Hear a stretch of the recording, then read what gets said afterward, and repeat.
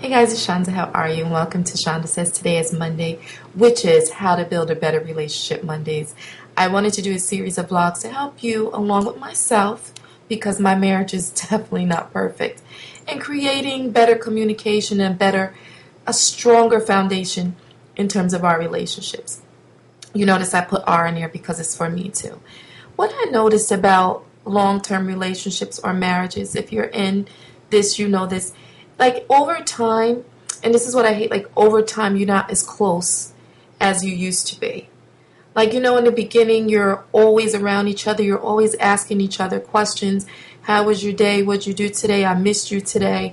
There's always this constant communication going back and forth, and you're wondering, you know, how were you? Just like the time we were together today that I really missed you, and you're just catching up because work and other commitments get in the way of relationships. So over time, you tend to lose the closeness because so much is going on around you, be it different things like stress, financial issues, all those kind of things can get in the way. So in my mind, I'm thinking, what can you do to become closer in your relationships? Let's talk about those kind of things. For one, I think, and we always know this, communication is very important. But as important as we know it is, over time in our marriages and our relationships, we speak less and less. We communicate less and less. You guys know that. And you want to be able to be at a place with your partner at all times that you can communicate. I feel like I communicate too much sometimes. I don't think that men are great at it. They just aren't. And it took me a long time to get the fact that men and women are totally, totally different people. And I always felt I knew so much about men, but I realized that I really don't. And I'm okay with accepting that. Like, men just try at communicating. Now, I'm not saying all men. It's not a blanket statement. But the majority of men have a hard time communicating. So my thing is, the best time to communicate with my man is when I have his attention.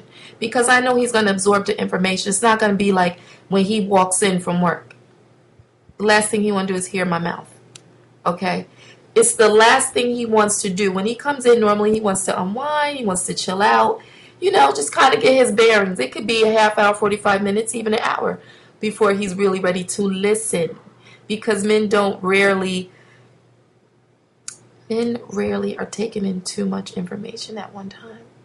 So you got to find a time that you feel that you know you have his attention. So a lot of times I get my man's attention when he's in the shower. And thankfully I have a shower that fits both of us. It actually fits four of us. So I'll go in and I'll step in the shower with him and I'll wash him up myself. And then I'll just start talking about stuff. So I'm washing his back and washing other areas. I'm talking about things that I want us to talk about. And believe it or not, I get his attention. Okay? So that's a fun way. Or it can be at a time that, when your man comes to you, when he's talking about something. Because a lot of times we women are just going, and we're not listening. We're not listening. And when you talk less, you'll be surprised that your man talks more. So when he's ready to talk and he's opening up, that's a good time to basically talk about your feelings as well. I think they're more receptive. Okay. So communication, we all know that is very important. And listening. Listening is just as important to communicating. One of the biggest problems I have with my husband sometimes is you don't listen. You don't listen. My husband's a Leo. They're control freaks. I love Leo men, but, they want to be in control. They love the spotlight. They want to do things their way, which is cool. I'm a Gemini. I can accept that. But when I need you to listen, I need you to listen. There's nothing I hate more than that. I need you to listen. At least value what I have to hear, what I have to say. Respect me enough to listen. Because I think that I know a lot of what I'm talking about. And if I don't, okay, we won't talk about that. But give me the respect of listening, especially if it's good advice coming from my heart. And I love you. It's good advice. I'm not saying things just to be saying. So we have to learn to listen just as much as we communicate. Okay. Now, this is a part that's very easy for women, I think. And this is just giving of yourself generously.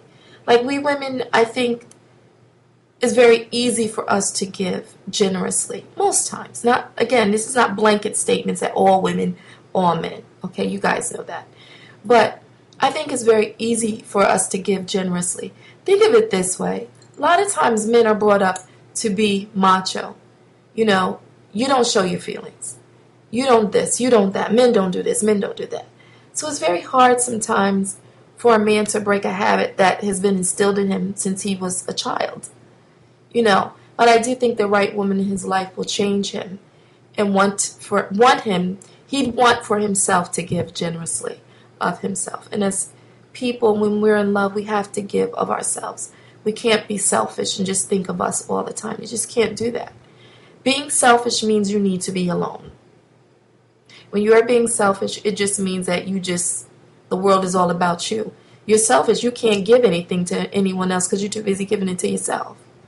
And that kind of personality does not need to be in a relationship. You need to work that issue out before you become involved with someone else, because they paid a price for your selfishness, and that's just not fair. So you have to learn to give up yourself generously. I always love to do things for my husband. I love to do things that make him happy. I love to say things that make him happy. I love for him to always feel like a man in my home. I love for my husband to be the man. I don't like women who want to wear the pants in their relationship. I don't like that. It doesn't mean that he's controlling you, but you need to allow your man to be a man. You can't rip a man down, and you can't tear him up and think he's still going to be a man when you're just being totally disrespectful. And you can't just run and walk all over a human being and expect that they're going to love you and respect you. You just can't do that. I love for my husband to be the man. I want him to take the lead a lot of times. I don't mind him making decisions because I trust him enough to make the right decisions for me and my family. Does he always make the right decisions? No. But I have a voice too, and I lend my voice. And he respects me enough to say, you know what, Sean, you're right about that. So let's do it this way. Again, communication and trust is very huge here. Because you know that you can't have a great relationship if you're not trusting each other. You just can't. You can't. You could be in love with each other and know that you're not supposed to be together because the trust issue is gone.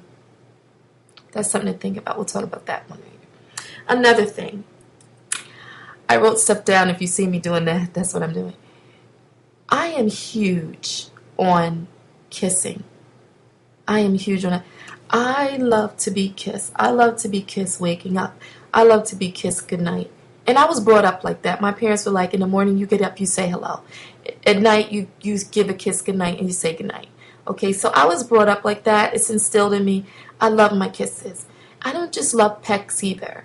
I think that over time when you're married and you're with someone a long, long time, you start just giving, bye honey, good night honey, how are you? I just hate that. I want tongue. I want passion.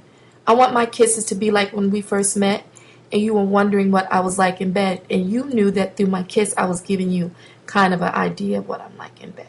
Because yeah, kisses say a lot about you, how you kiss.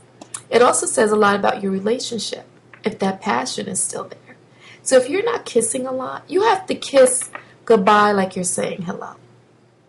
Yeah, you have to do that. Kissing is very, very important. I even like to be tongued down when I'm, when we're getting down. I love that. I want my kisses from now until forever. I don't care if I'm 80 with no teeth in my mouth. I want that tongue. And it's probably a nasty visual. But I just feel like life is so short, and while you're in it, you have to have passion, and you have to wake up feeling passionate about your relationships. Because if not, why are we even together? If there's no passion anymore. Like, I can't. I need lust and I need passion in my life. I can't do the day-to-day monotonies, I need spontaneity, and I need lust, and I need fire, and I need all those things. Excuse me. I'm drinking close to 100 ounces of water a day, and I take my little sip now. Okay, what else? You have to be able to cope with stress. You have to be able to come to a common place of being able to cope with your stress together. Because if you don't do that, I'm coping with it one way, you're coping with it another way, and we're constantly at each other. Stress can be a huge burden on relationships and marriages. Huge. If you're in a financial position now that you weren't in 2 or 3 years ago, let's say years ago, 2 years ago, you were making all this money, and because of the economy or whatever has affected you, you're nowhere near making that money anymore. That affects your household.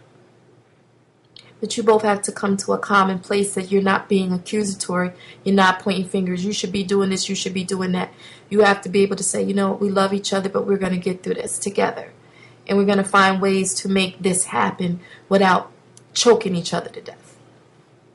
Because you know that money, kids, careers, family, all those things can stress out a relationship or a marriage. You have to be able to always come to a safe place in your relationships together that you can say, you know what, this is killing us right now, but we're going to do this. Because that's what makes the good times great.